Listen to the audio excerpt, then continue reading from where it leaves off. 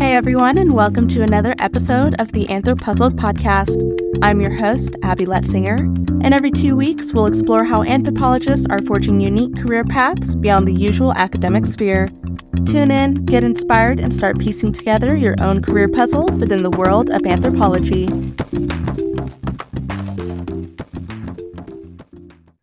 On today's episode, we have Dawn Nafus. She graduated from the University of Cambridge with a PhD in social anthropology.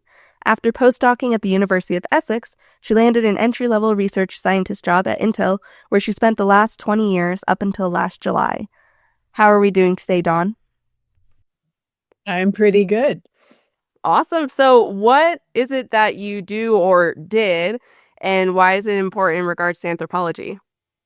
Yeah, sure. So for the last 20 years, so a large chunk of my career, I was really doing two things. One was research. So I spent time, this was in a research lab, and it was really for new product innovation. So figuring out what kinds of technologies would actually matter to the world, would matter to consumers. And that took a variety of forms, anything from, how are people who use wearables like Fitbits going to actually get any use out of their data or not? And the answer was they're not. And we actually did a lot of work to figure out to change that, to different ways of figuring out how when your PC's malfunctioning, and they sadly often do still to this day.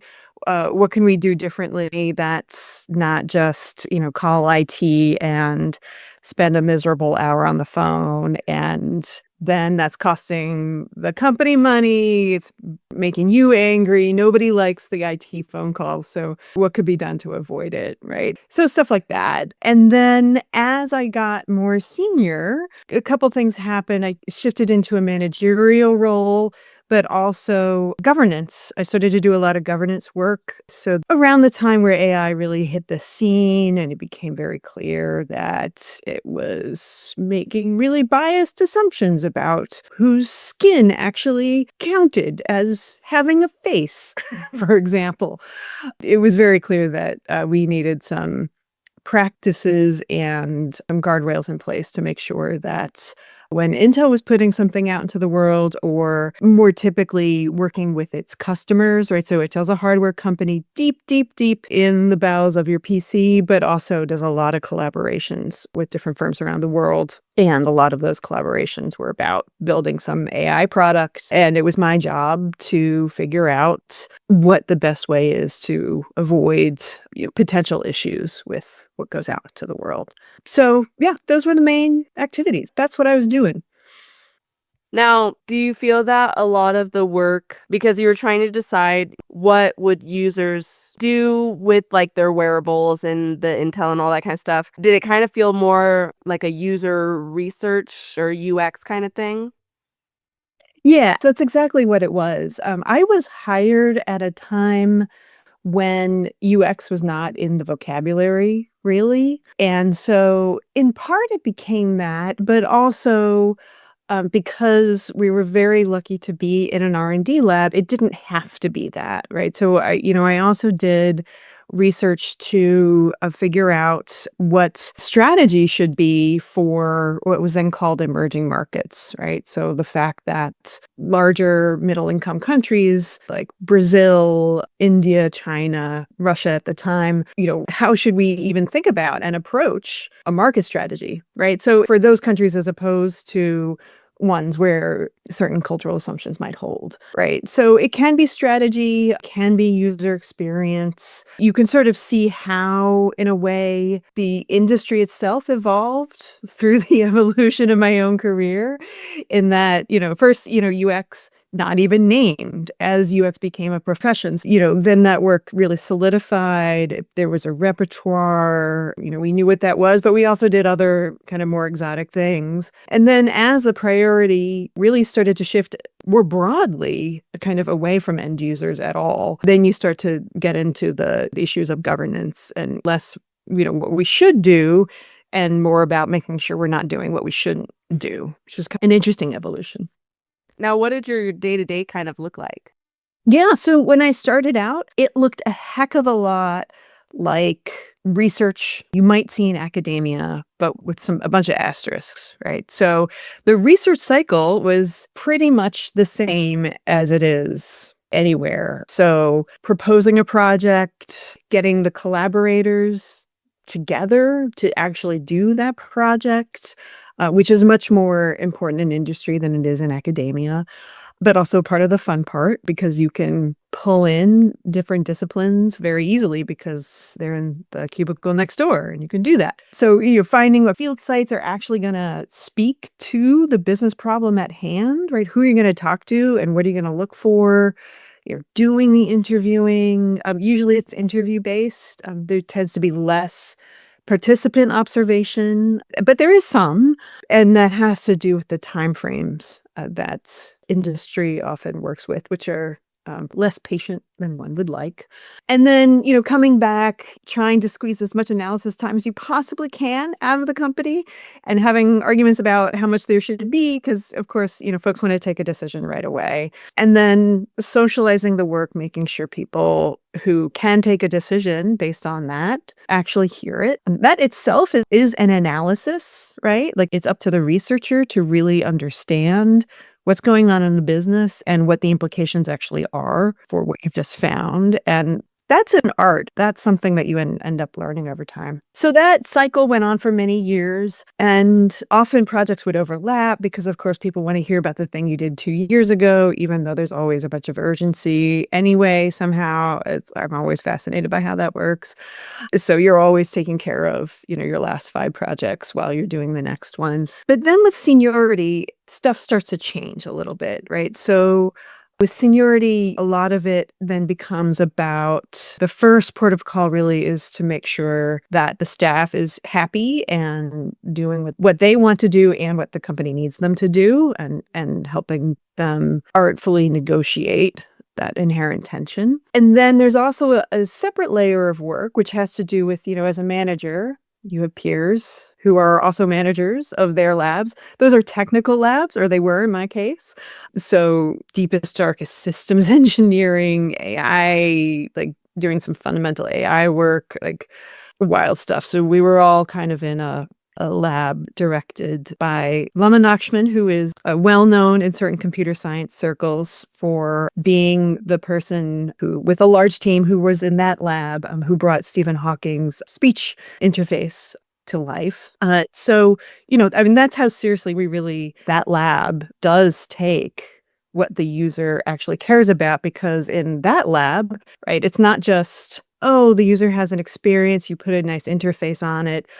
This was a place where you would really question what kind of technology is actually necessary here for this person. And my colleagues were incredibly skilled at doing that. Like user experience was not just this nice to have so we can go sell something. It was really fundamental to the technologies, that choices about what technologies got built and didn't. But nevertheless, that takes a bunch of organizational work. And with seniority, you get wrapped up in that and as well as the governance side. So effectively, I was doing 2 jobs at once. So on the governance side, the day-to-day there was first standing up the governance process at all, right? So how is this even going to work, right? Like, how are technical teams going to find us? And what are we going to ask them to do? And what criteria are we actually going to look for? And who's going to do the evaluation for, is this technology ripe for harm? And if so, what can we do to make it better? That entire process had to be stood up. And then once it is stood up, it's not like you're done. Then you have to learn what doesn't work about that process and then make it better and keep up with the technology. And so it's deeply complex, which is a long way of saying that I think is a common pattern that with seniority, you tend to get sort of one stage removed from the research and frankly, just in a lot of meetings. That was a real issue for me. I hold my anthropological roots dear. And when I don't get my nerd on, that's less than satisfying. feel like some people also understand that. They're like, I want to move up, but then I won't be doing what I want to do, and I'll have to be doing things managey style.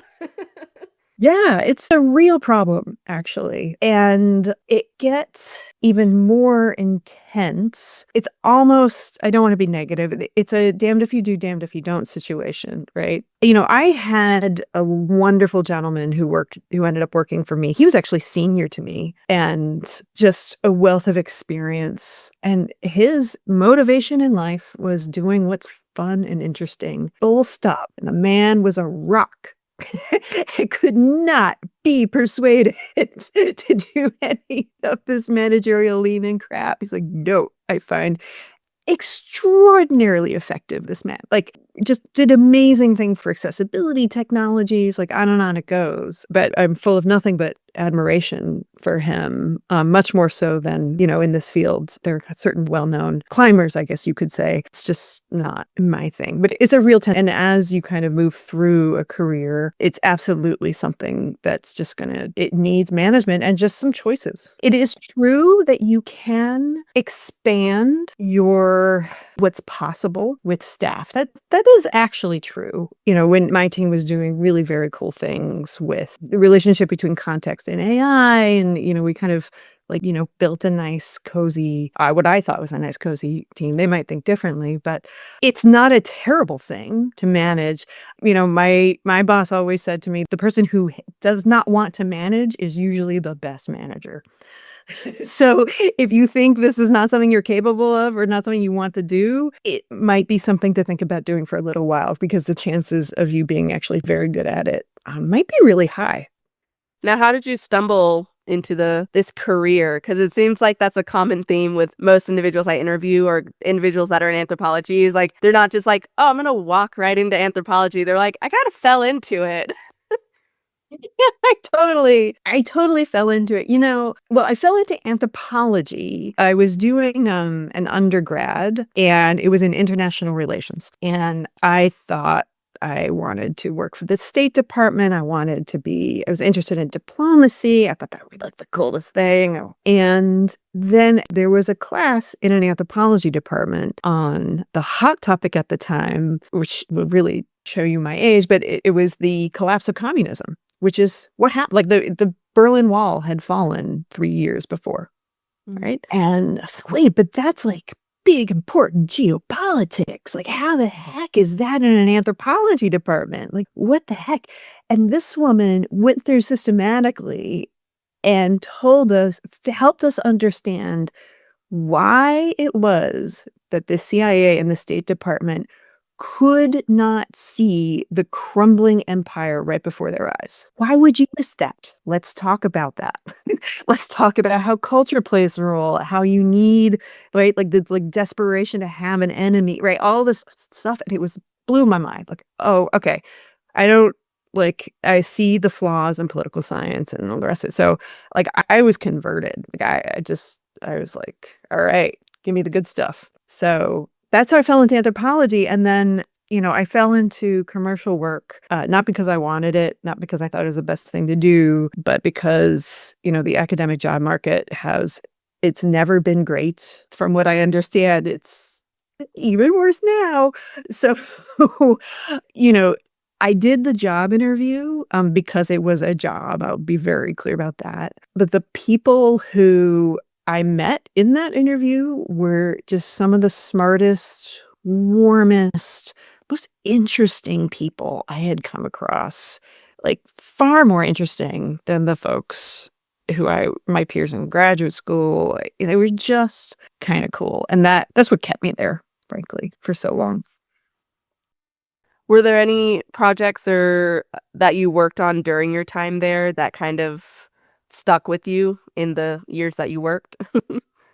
Yeah, I was thinking about this, and there are two projects that kind of bookend my time at Intel. One was the very, very, very first one, and actually gets back to that mobility, the mobile devices thing, right? So we were doing all this work on, okay, what does mobility actually mean? Like, how are people really using these mobile phones? I was really interested in beliefs about temporality. Like, what is it? Does everybody in the world have a notion of like the world is speeding up and all that sort of stuff?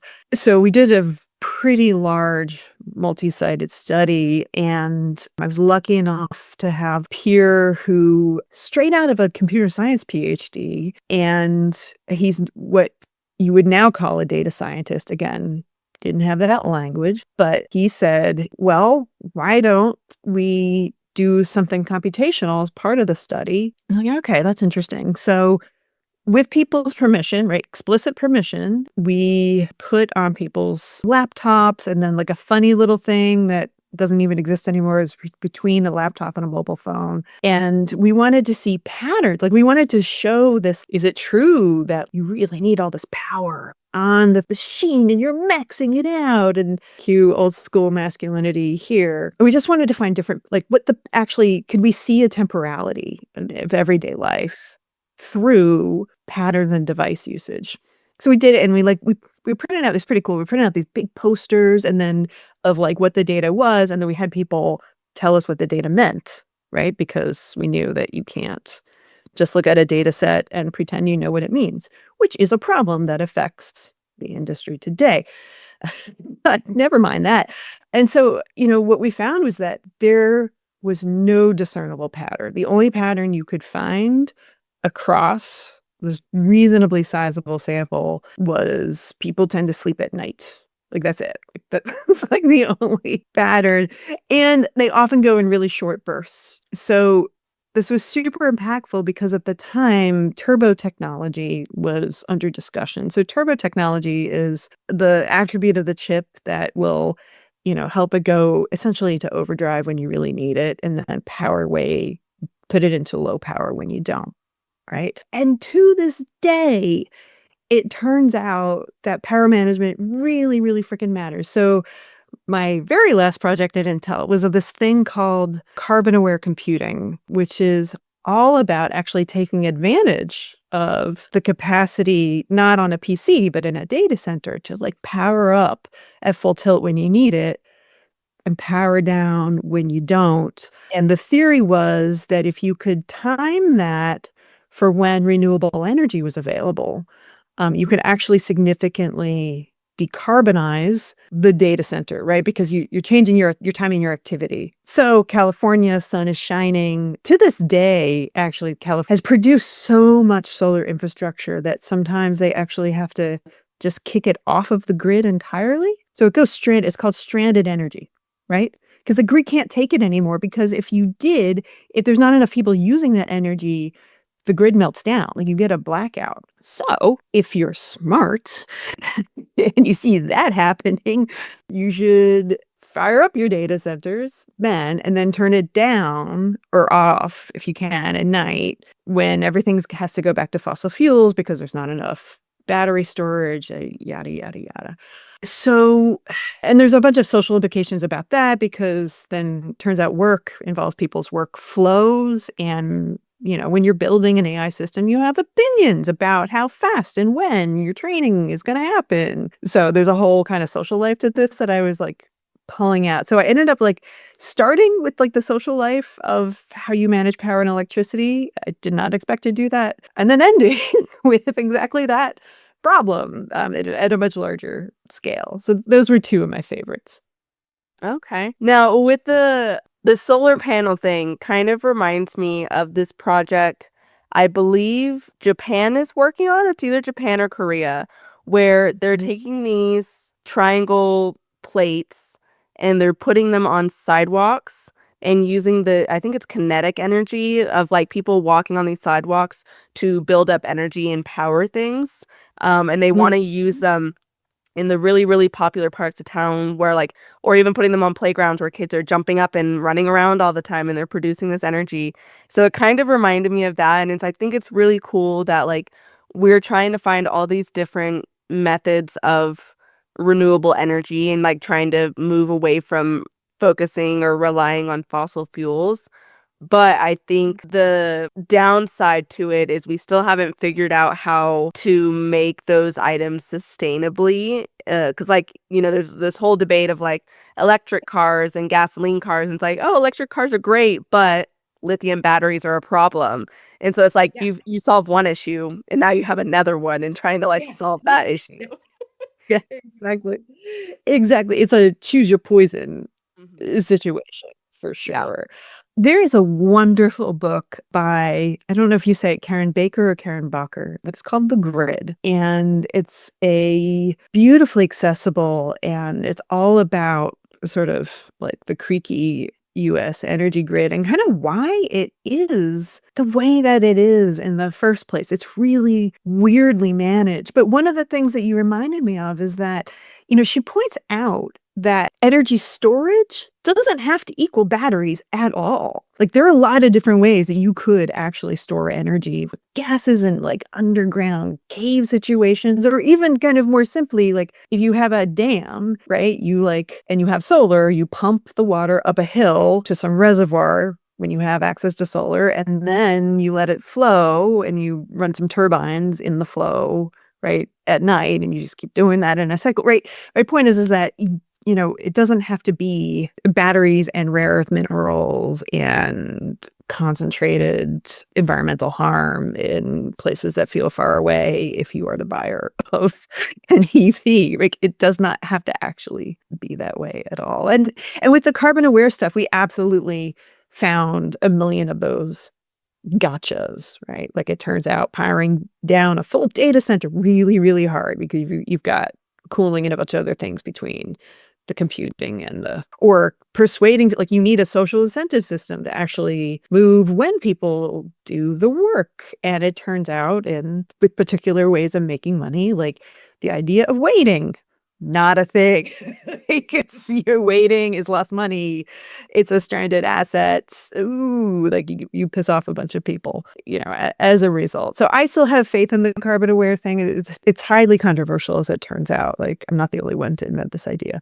I did not invent this idea, I'll put it that way. But yes, these go in swings and roundabouts, and we end up picking our poison. Right. It makes me think of, like you said, how the grids here in America are kind of dead. And it's a little weird because, like, when you think about it, you're like, if something happened to our grids and we didn't have electricity, so many of us would be like, I don't know what to do. Because, like, when my phone crapped out, I didn't have a phone for 15 hours, I think. And the only phone numbers I had memorized was my husband's and my sister's. And both of them live in Florida while I'm in Colorado here. And so I'm like, I don't know who else I can call. Like, I can't call my friends who live here in the state because I'm like, I don't know their phone numbers. But then also I'm like, okay, I need to go to a store to buy a new phone. How do I look up said store if I don't have my phone? So it was this whole issue of like, it makes me not want to leave my house because at my house I can at least use my computer and look up things on Google. Like, my phone crapped out in the middle of my work day when I was at work, and so I had to print off a map to get to like the nearest AT&T store. And I'm like, gosh, this feels like MapQuest all over again when I was a kid. And you're like, oh, hey, go print out said directions to wherever the heck we're going. But it just makes me wonder. I'm like, okay, if the grid goes down, how many of us are going to be in a full-on panic? 'Cause we're like, I don't know how to make a fire, or how do I preserve meats and vegetables or whatever? Like, that knowledge is kind of just slowly going away unless you live in a really rural area and you kind of have to use those methods like yearly, quite often.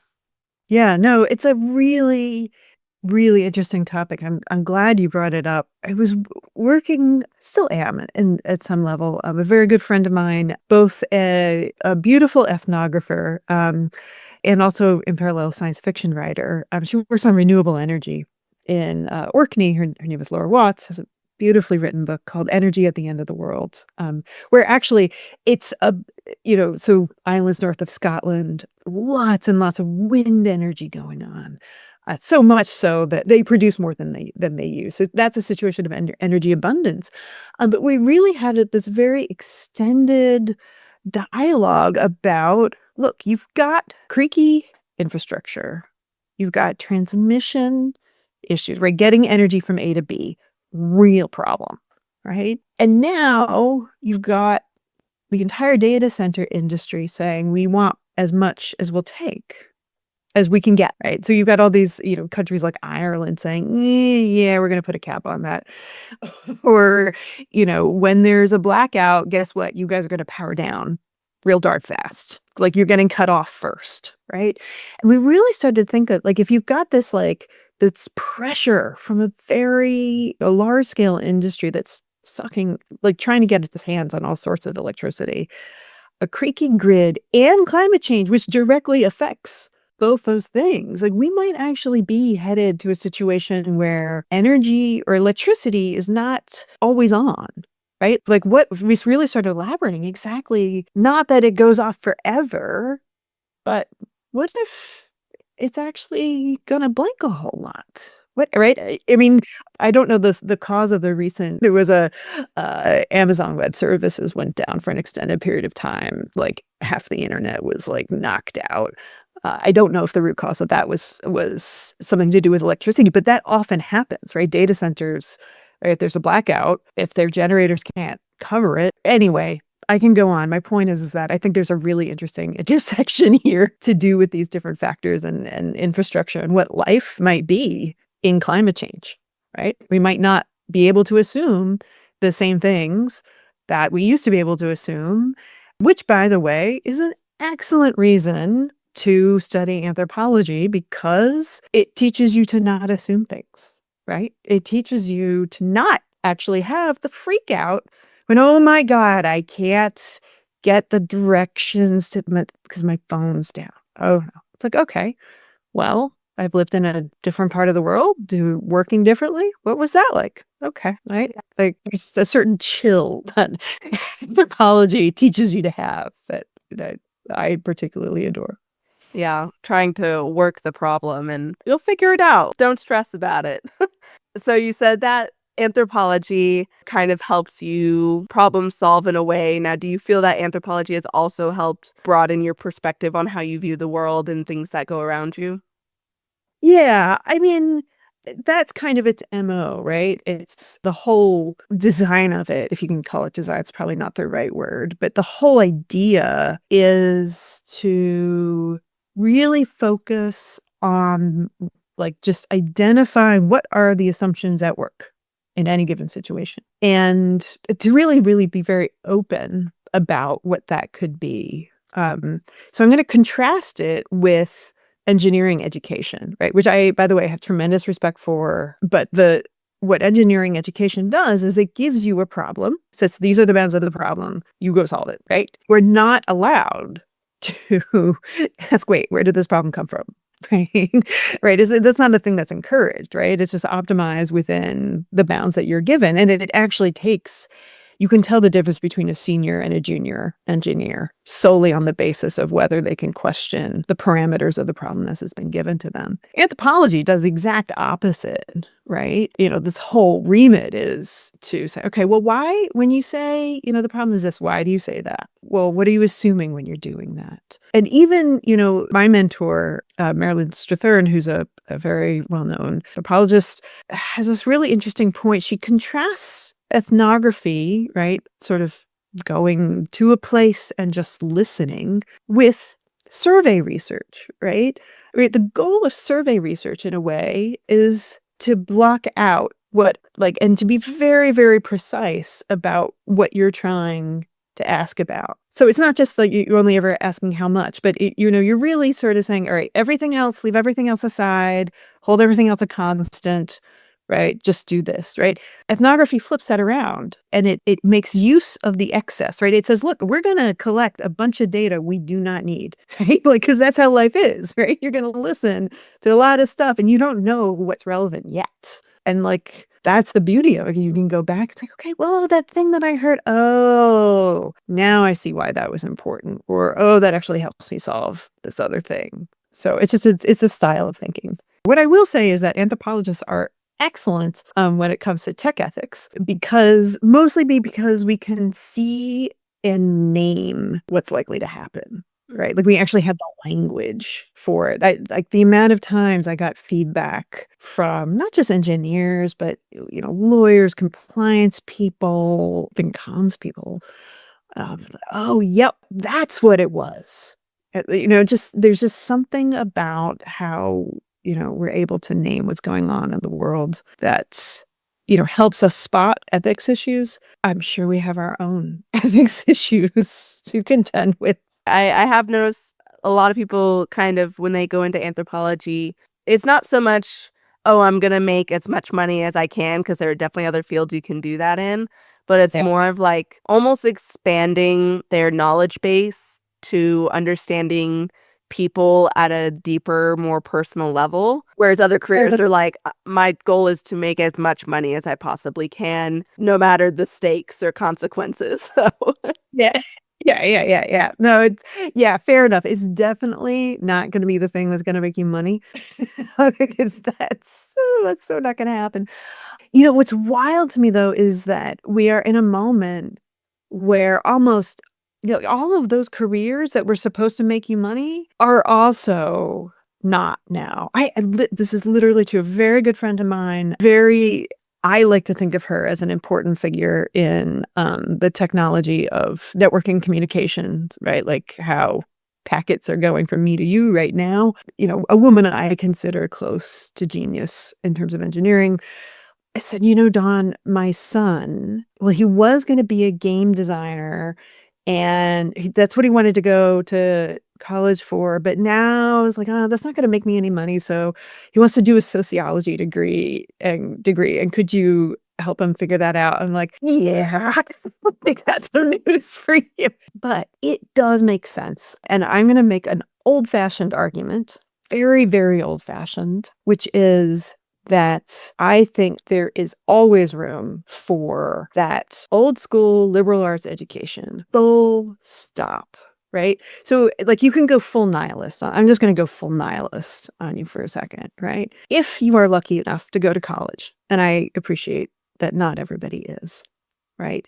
If you're thinking of it as a stepping stone to pay, necessary but not sufficient. And also, I get that a lot of people think that, yeah, it's a bit of a scam now with tuition. I get that. 100% I get that. If what you want is the one moment in your life, 4 years, give or take, depending on who you are, 4 years to think about things differently than you would have otherwise, and you will never be able to do again.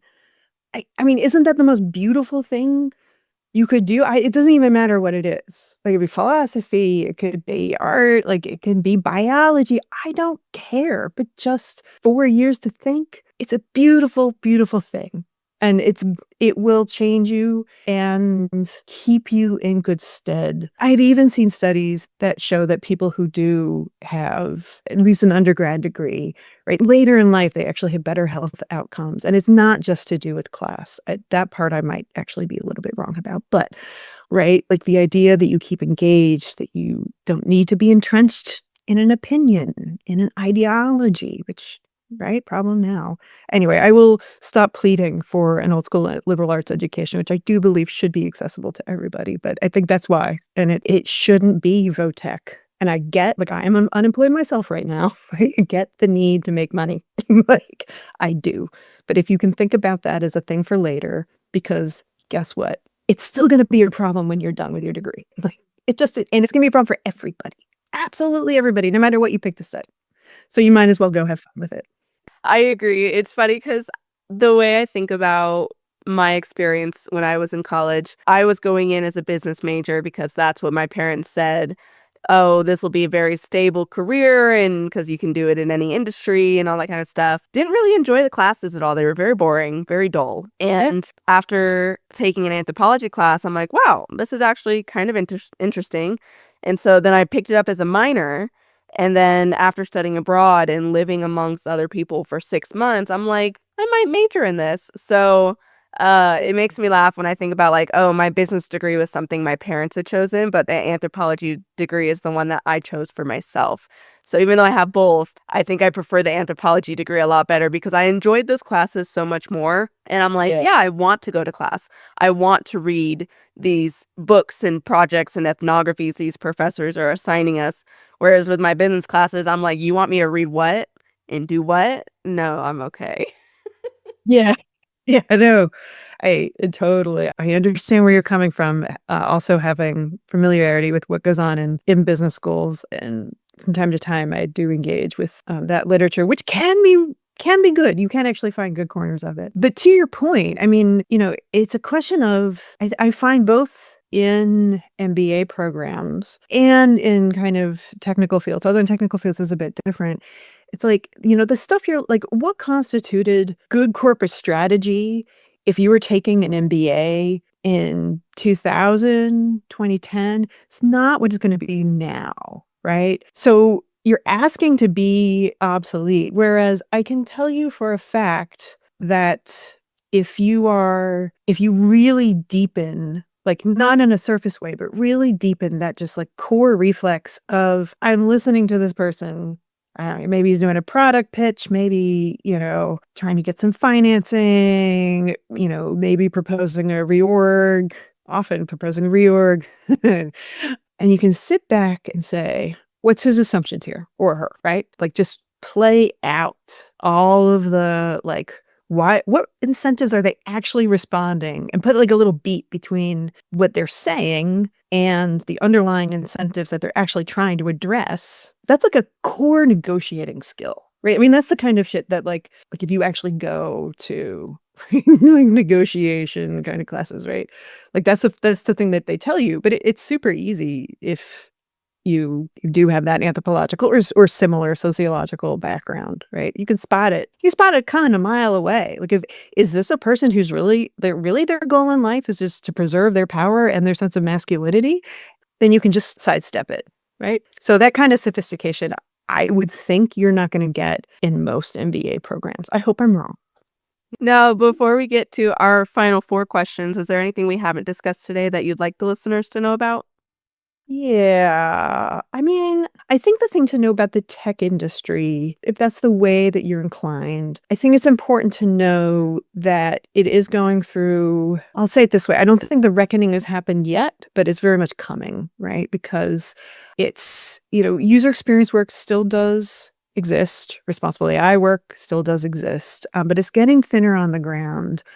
Because the industry is consolidated. And when you have a consolidated industry that doesn't have to pay attention to what users actually want so much, that work gets thinner, but it gets worse. Right. It's kind of a suckier job. Cory Doctorow is running around now. Is a kind of a famous tech critic talking about enshittification, which is a 3-step process. It's vulgar, but it is spot on as to the dynamics of the industry, which is all to say that, yeah, there is money to be made. Absolutely. UX people, the salaries are pulled up by its rough equivalents to engineering. So it is one of the places where anthropologists are sometimes making quite considerable money, but it's hard to do. And I would suggest if that's what you're going to do it for 5 years, pay off your bills, do something else. My other unsolicited job advice is always, always, always pick the job on the basis of the people. Like the people can change. That's true. Like, folks move around, like they're never going to stay static, but it doesn't matter what you're doing in life. I have literally reshaped my job multiple times around who I get to work with. And it's always, even if nominally the project looks kind of boring and sucky, who you're around, it changes it. Just night and day. Right. So that would be my unsolicited job advice for folks, says the newly unemployed person. Now, what solicited advice would you give to someone who's interested in getting into what you've done job-wise? Or I guess it could be like who's interested in getting into like the tech industry, anthropology, all of the above. Okay, great. Yeah, I mean, I would say, first of all, like lead with examples. So don't try to sell the anthropology like in broad conceptual terms. Even if, what you're able to do is collaborate with another student, to bring something to life. Just have a project like that's actually concrete that you can speak to, that you can say, look, I said the thing needs to be built doing this, this, and this, like whatever it is. But speak in very, very concrete terms. Don't try to sell anthropology, because it's sort of in UX, it's like, yeah, sure, anthropology, good, yay, move on. And if it's not that way, then it takes like a million years to get your head around it. And like usually people just think we're magical, and I just like let them think that. Because seeing the guts of it is like it's too much. And the other just super practical thing is get someone to show you how to write an email. And I am not joking about this. The amount of times, particularly graduate students, the amount of times I've seen long, overly elaborate, like, and I understand why it happens, right? You're trying to set a context. You're trying like, why am I asking for this thing?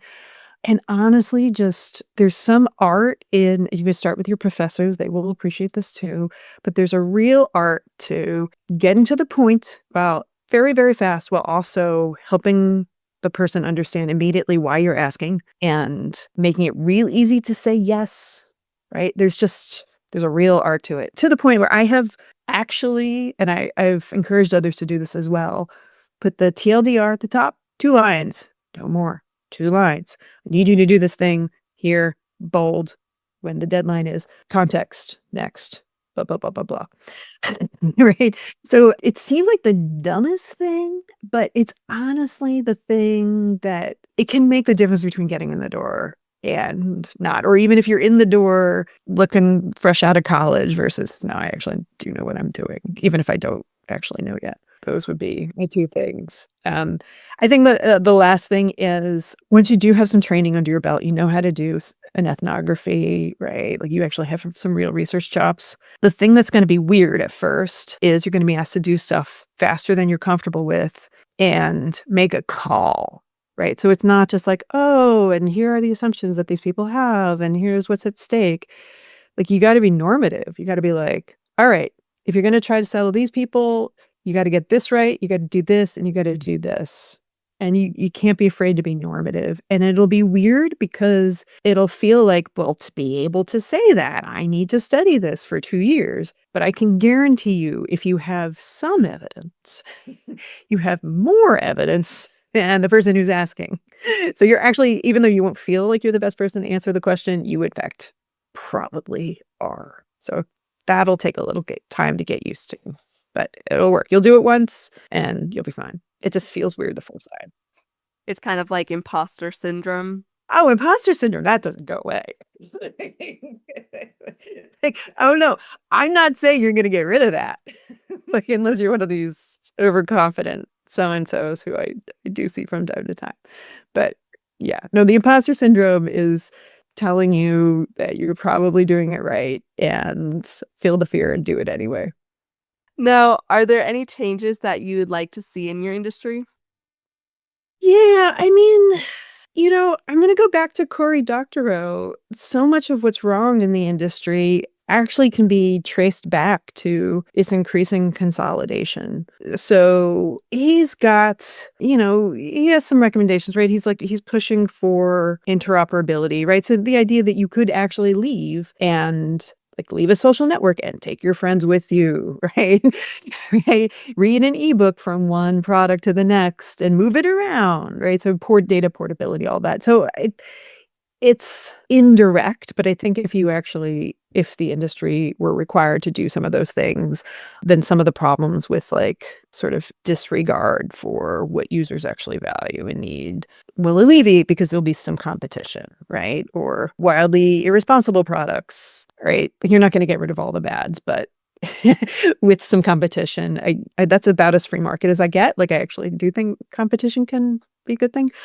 I think that just changes. It makes for a better work experience. The other change I would see, there is a threat of AI being used for user experience, believe it or not. So there are these companies touting, they call synthetic personas, where if you just ask a chatbot of their design, like what they're going to need, then the chatbot will somehow tell you. And you can basically fake an ethnographic study, which to you and I is ridiculous. But if the point is to generate something that looks like data to justify a decision that's already been made, which is what a lot of really crappy UX work or market research tends to look like, you can sort of squint and see how that happens. But yeah, I mean, AI is a threat to all of us, social scientists included, because the overall intellectual quality or climate is just, the notion of good faith knowledge is just, it's always been hard to come by to begin with, but it was there. Now it's really there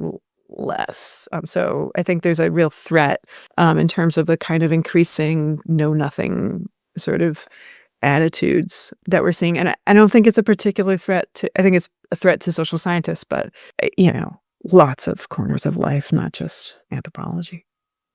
Even though it can feel like it makes life easier, in the long run, it's just doing us a disservice, because then we're not doing anything for ourselves, like writing papers or writing an email or being like, I need to ask someone a question, but I don't know how to word it.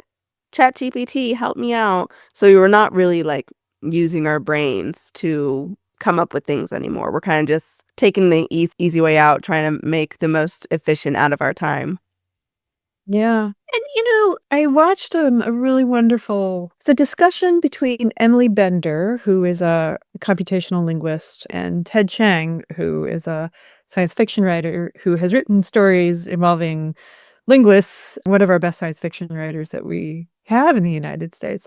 And Ted said, he's like, look, yes, AI, the point to say a first year English composition is not the story. Right? The story's gonna be shit.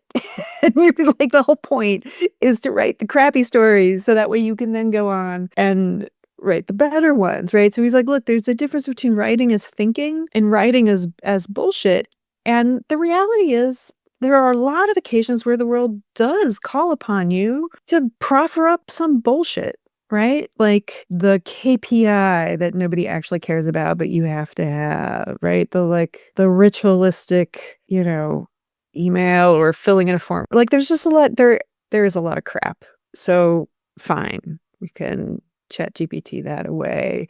But yeah, when it comes, I'm just perplexed by having been a student, I understand the pressure of deadlines, but at the end of the day, it's like, if that's what you're doing, why even bother with that? Right? Like if you're submitting a chat GPT essay, why even bother?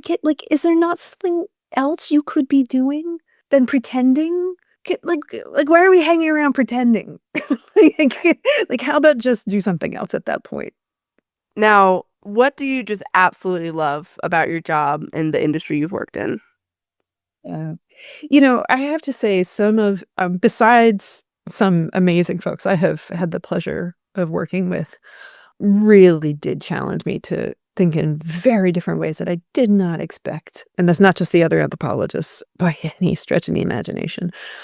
But I really feel like some of my best work was actually in that governance role where I did, in fact, have the opportunity to, what's the best way of putting it, redirect efforts towards a more positive outcome.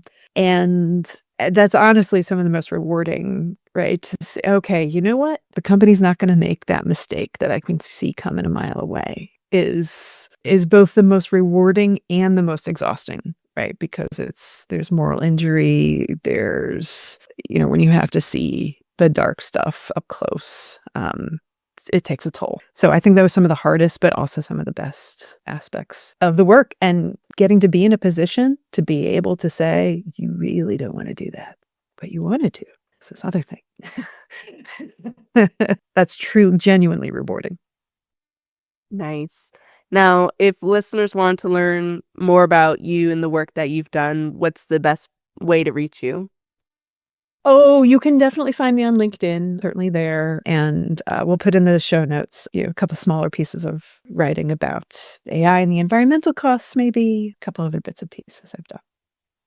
Cool. Well, it was fantastic speaking with you and learning about all things tech and recovering from big tech. So I really appreciate you taking the time out of your day to talk with me about it and providing an educational episode for our listeners who might not have thought to go in that direction. But other than that, I hope you have a fantastic rest of your night, and I had a great time chatting. Yeah, you too. Likewise.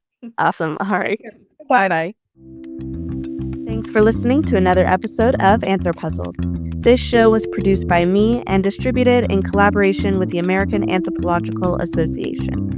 A special thanks to Cheyenne Brewer for editing the website, L. Akers for the incredible logo design, and to AnthroPuzzled's intern Fiona for the episode descriptions. The music is courtesy of Chad Crouch, aka Poddington Bear of Sound and Picture. If you have any questions, you can reach me at abby.letzinger@anthropuzzled.com or as AnthroPuzzled on Instagram, Facebook, and YouTube. Until next time.